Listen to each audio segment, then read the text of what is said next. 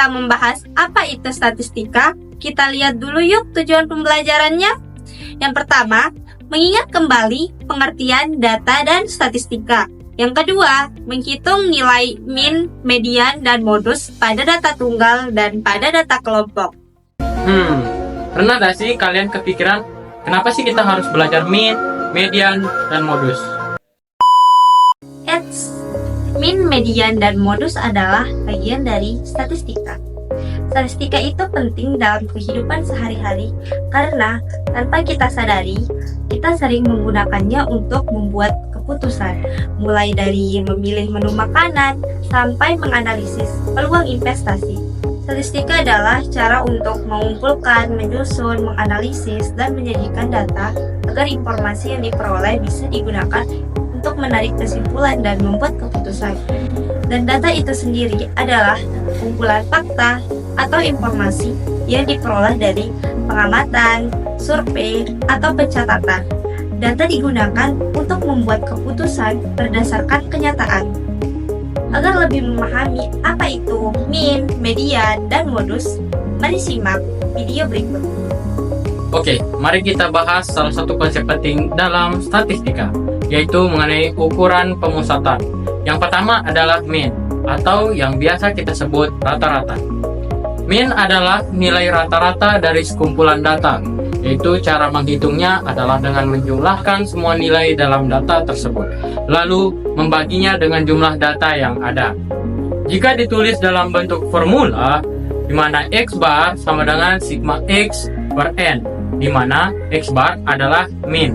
Kemudian sigma X menyatakan jumlah total sebuah data, dan N menunjukkan banyaknya sebuah data.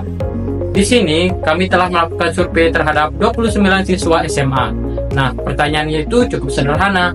Berapa jam sih kamu belajar setiap hari di luar jam sekolah?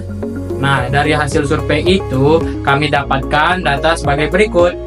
Nah, dari data ini kita diajak untuk mencari berapa sih min atau rata-rata dari data di atas. Dari data tersebut, jika kita ingin mengetahui min atau rata-ratanya, kita dapat melalui beberapa langkah. Yang pertama yaitu hitung jumlah semua nilai data. Nah, di mana 1 jam itu sebanyak 10 kali, ditambahkan 2 jam sebanyak 6 kali, tambah 3 jam sebanyak 8 kali, ditambah 4 jam sebanyak 5 kali. Hasilnya itu sama dengan 10 ditambah 12 ditambah 24 ditambah 20, sehingga hasilnya itu sebanyak 66 jam. Langkah kedua, mari kita hitung banyaknya data. Jumlah siswa itu sebanyak 29 orang. Jadi, banyak data adalah 29. Langkah ketiga, mari kita gunakan rumus min. Min yaitu jumlah seluruh data dibagi dengan jumlah data, yaitu 66 dibagi 29. Nah, langkah yang terakhir, mari kita hitung hasilnya. 66 dibagi 29, hasilnya yaitu sekitar 2,28. Jadi, berdasarkan hasil perhitungan rata-rata waktu belajar dari 29 siswa adalah sekitar 2,28 jam per hari. Nah, kali ini kita akan mencari rata-rata atau min dari data berkelompok. Nah, cara menghitung rata-rata dari data berkelompok adalah dengan menggunakan nilai tengah dari setiap kelompok. Untuk lebih jelasnya, mari kita bahas contoh soal berikut ini. Dalam rangka pembelajaran statistika, kelompok kami melakukan survei nyata terhadap 29 siswa di sebuah sekolah. Nah, data hasil survei tersebut kemudian kami kelompokkan ke dalam tabel distribusi frekuensi seperti berikut. Kita masuk ke penyelesaian ya. Di sini berdasarkan tabel tersebut, kita dapat menghitung min atau rata-rata dari jumlah jam belajar siswa per hari. Menghitung min pada data berkelompok, kita menggunakan rumus X bar sama dengan sigma FI XI dibagi sigma FI, di mana XI menyatakan nilai data atau jam belajar, dan FI menyatakan frekuensi untuk nilai XI yang bersesuaian. Baik, terlihat tabel di atas, frekuensi dari jam belajar yang pertama itu sebanyak 10, kemudian yang kedua sebanyak 6, yang ketiga sebanyak 8, dan keempat sebanyak 5.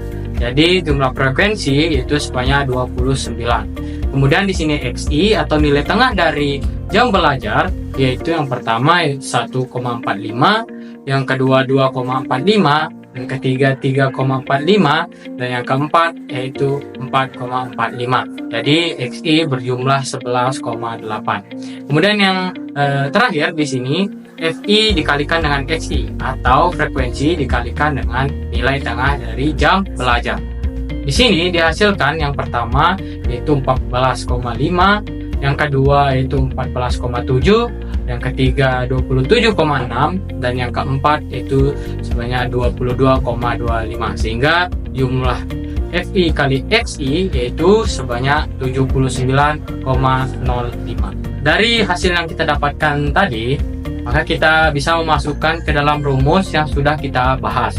Di sini ada X bar sama dengan sigma FI XI dibagi sigma FI, di mana sigma FI XI yang sudah kita dapatkan tadi yaitu sebanyak 79,05 dibagi dengan sigma FI sebanyak 29. Nah, sehingga hasilnya di sini sekitar 2,73. Jadi, berdasarkan hasil perhitungan rata-rata waktu belajar dari 29 siswa dalam bentuk data berkelompok adalah sekitar 2,73 jam per hari. Selanjutnya kita akan membahas tentang median, yaitu nilai yang berada di tengah data setelah data tersebut diurutkan. Jika jumlah data ganjil, maka nilai median berada tepat di posisi tengah. Namun, jika jumlah data genap, median adalah rata-rata dari dua nilai tengah tersebut. Nah, agar adik-adik lebih memahami apa itu median, mari perhatikan contoh berikut. Sampel dengan data 4, 12, 5, 7, 8, 10, 10 setelah disusun menurut nilainya menjadi 4, 5, 7, 8, 10, 10, dan 12. Data paling tengah bernilai 8, jadi mediannya adalah 8. Nah, untuk sampel berukuran genap, setelah data disusun menurut urutan nilainya, mediannya sama dengan rata-rata hitung dua data tengah. Nah, contohnya diberikan sampel dengan data 12, 7, 8, 14, 16, 19, 10, dan 8. Setelah disusun menurut nilainya menjadi 7, 8, 8, 10, 12, 14, 16, dan 19. Data tengahnya adalah 10 dan 12, sehingga untuk mediannya dihitung menggunakan setengah dikali 10 ditambah 12, nah sama dengan 11. Nah, perlu adik-adik ingat, karena pada data genap tidak ada satu data yang benar-benar berada di tengah, maka kita ambil dua nilai tengah dan cari rata-ratanya, dibagi dengan 2. Nah, sama seperti min tadi yang punya data kelompok, median juga punya data berkelompok loh.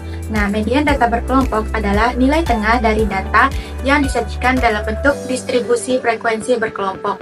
Untuk menghitung median data berkelompok itu tidak sama seperti menghitung median pada data tunggal.